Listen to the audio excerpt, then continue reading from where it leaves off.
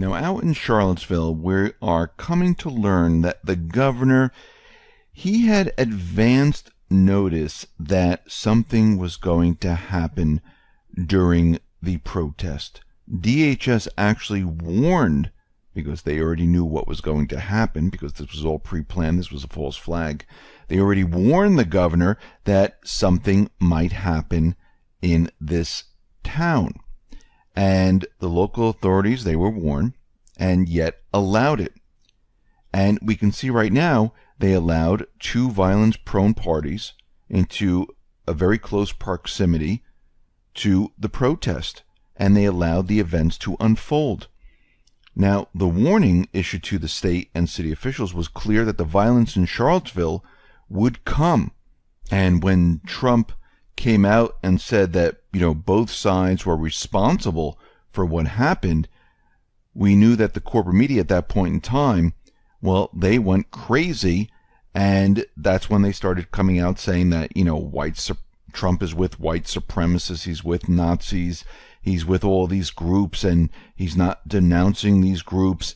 And what he was really saying was, listen, there was a protest, there were two groups there. One did not have permits whatsoever. They came in, and there were both sides that were responsible. There were good people there also that were just protesting because they had a permit to do so.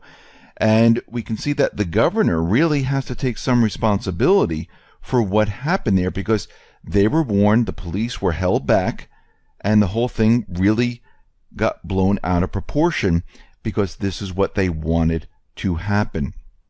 We see the U.S. is releasing around 500,000 barrels of oil from the strategic reserve, and this is because of Hurricane Harvey in Texas. My prayers go out to those individuals that got caught up in this storm, that might have lost their home or maybe lost a loved one. This is a terrible, terrible disaster that occurred.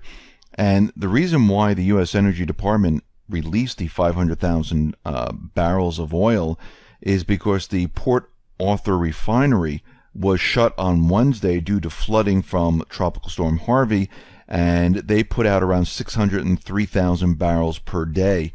And basically what they're trying to do is, keep everything stable, make sure that the fuel prices don't go up, and this is why this was released. We can see that the Pentagon now is changing the way they calculate how many troops are in each country. Now, what they used to do is something completely different from what they're going to do. And basically, they used an ambiguous metric called force management level, which was often thousands of troops lower than the actual numbers deployed. And we have to remember, they kept a lot of temp soldiers in these countries, and they would rotate them out, so they wouldn't really count them at all. Now, and these temp soldiers didn't have any type of expiration date. So if they had, let's say 10 soldiers, we would remove those 10 soldiers, bring in 10 soldiers, and basically, they're saying, oh, these are just rotational, they're temporary, we don't have to really count them. And this has been happening in Afghanistan, and we come to find out that during Obama, there wasn't really 8,400 soldiers there. There's 11,000 right now, and we can see throughout the rest of the countries, and we'll get to that in a second, there are a lot more there than what they've been telling us. And remember, with Iraq, they have an agreement that there can be about something like 4,500 permanent troops in Iraq. The rest are temporary, and they had something like 12,000 temporary soldiers in Iraq, but they never talked about that because they didn't count that. They just pretended it didn't exist, almost like the debt in government. Well, we're not going to count, the war, we're not going to count this, and we're only going to count that. Can you imagine if you did that in the household? Well, I'm not going to count those 2 credit card bills. I won't count my car payment, so I'm doing pretty darn good here because I have very few expenses. This is what the government does. I mean, they use this fake accounting method to count troops. They use it to count, what money is coming in and out of the government. And they want us to be honest. It's amazing. Now, Russia is pushing back against the U.S. and North Korea, saying the sanctions are completely exhausted. And they're saying that this is not going to help the situation whatsoever. And right now, China, they back sanctions by the United States, but they want the United States, they want North Korea, they want South Korea to come together and both stop the provocations between the two. But this didn't stop the United States, the cabal. They are pushing their agenda. They flew in B-1Bs. These are Lance bombers. The F-35s, the South Korean F-15s. They were dropping all different type of bombs. We're looking at the GBU-32 bombs, and we can see they were dropping them all over the place, right on the border of North Korea, but they were dropping in South Korea to send a message to North Korea. Listen, don't try to attack with your missiles. We will bomb you to the end of the earth here. And once again, North Korea, I do not believe they're going to do anything. I don't think they're going to start anything. What I think will actually happen is the cabal will set up some type of false flag. They'll blame it on North Korea, just like they blamed North Korea for hacking Sony, which that never really happened. It was a disgruntled employee, but they will make the world believe that it was North Korea, and they will try to push us into war. Hopefully, at this point, China and Russia, they have their satellites overhead. They're monitoring the entire situation, and a lot of times when the corporate media comes out and say, oh, this was a ballistic missile, it can hit Chicago, Russia does come out and say, no, this was a medium flight type of missile. It can't reach Chicago. This is not a continental ballistic missile that can fly across to the United States, can't hit Alaska. And they pretty much say, no, that's wrong, and hopefully they're monitoring the entire situation, which I think they are, and if something does happen, I think they're going to be on top of this to make sure that, yeah, this is fake. I mean, they did this in Syria where they said, yeah, these gas attacks, these chemical gas attacks by Assad, completely fake, phony, and false. We see Iran, they have restored their air service to Russia. They're going to be restoring it in September. Now, this is after 13 years, and now Russia's going to be flying planes back into Iraq. We see that the U.S. is striking back at Russia. We know that Russia shut down some consulates and they sent back some diplomats to the United States. But again, we have to remember, Obama shut down things here first in the United States because they used the idea, the propaganda, that Russia hacked the election, and this is why they shut it down. So the United States actually started this. They made up a false flag event that Russia was hacking the elections. Then they closed down some consulates. Then Russia decided to close down some consulates and basically remove the diplomats from Russia. Now the United States is going ahead and saying, listen, we're closing the San Francisco consulate, and this is a tit for tat. But right now, the playing field is now even. We have the same number on either side, same number of consulates, and I think this is all the United States is going to do at this point. But remember, the United States used a fake narrative, and they made the first move, and the corporate media is trying to blame this on Russia like they're actually doing it. And Lavrov was out there saying that he regrets the escalation of tensions. He would like to meet with Tillerson, and it looks like he's going to meet with him later on.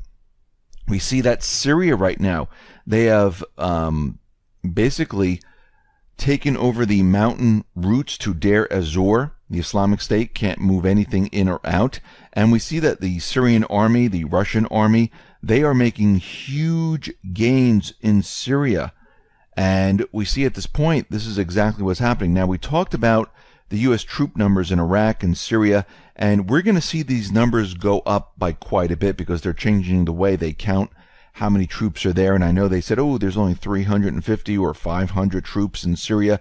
We're going to see that number go up into the thousands because I think there's a lot of temporary troops there, which they don't like to count. Same thing's going to happen in Iraq, and we've been reporting on this for a very long time, and we can see already they're already changing it to let everyone know how many troops are actually in these areas.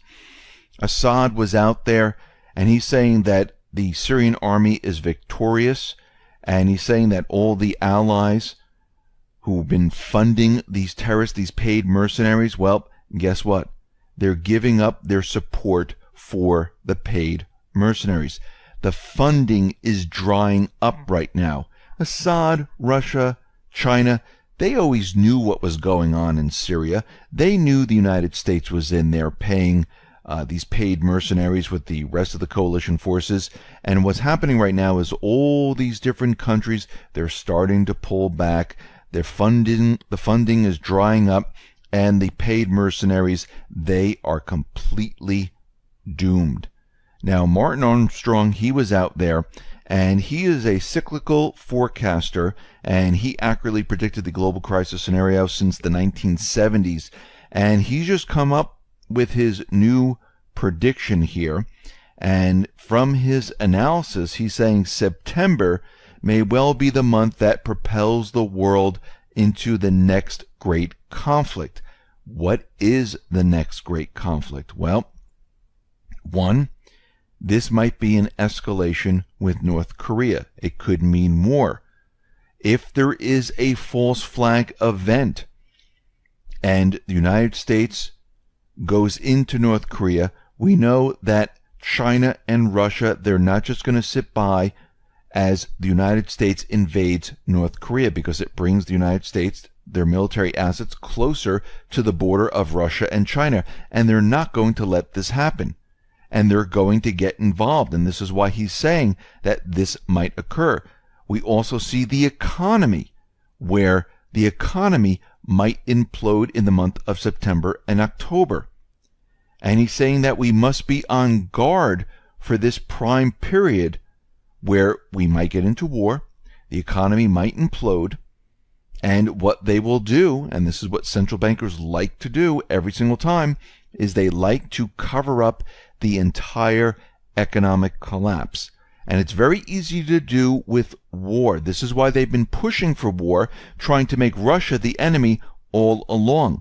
So if we see the escalation in North Korea pick up, or anywhere else, and we see some type of false flag saying that, we're going in there, this is a sign that the economy is about to come down at the same exact time, because what they're going to say is that because of the war, we are all going to have to sacrifice, and we're going to go on a wartime economy, which means they're going to explain away why you can't get food on the shelves. They're going to explain away why you can't access your funds in the bank. They're going to explain away why people need to be drafted. They're going to explain away everything.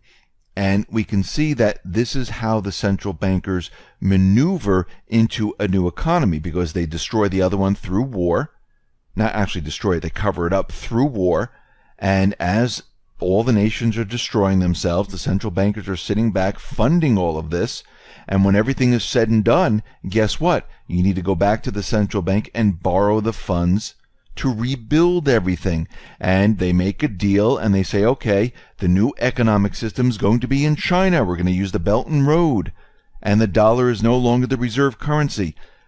As we can see, this has been their plan all along. Now, if Martin Armstrong is right, this is what's going to happen. So we are watching right now what is happening, and you can see that they're continually provoking North Korea a little bit more at a time. North Korea is firing more missiles because they understand if they don't get a missile working with a nuclear warhead, there's going to be an invasion of North Korea. If they have a missile with a nuclear warhead operational, they might be able to say, listen, you come in here, South Korea's gone. And this might make the cabal, the central bank, think twice. Will they think twice? I don't know. Because remember, they don't care about a country or group. All they care about is covering up everything they've done and restarting it later on. So this is what we are watching right now. This is what is happening. And we can see that you still need to be prepared, because no matter which way we look at this, it's going to be a complete disaster. So get prepared, because something big is about to happen.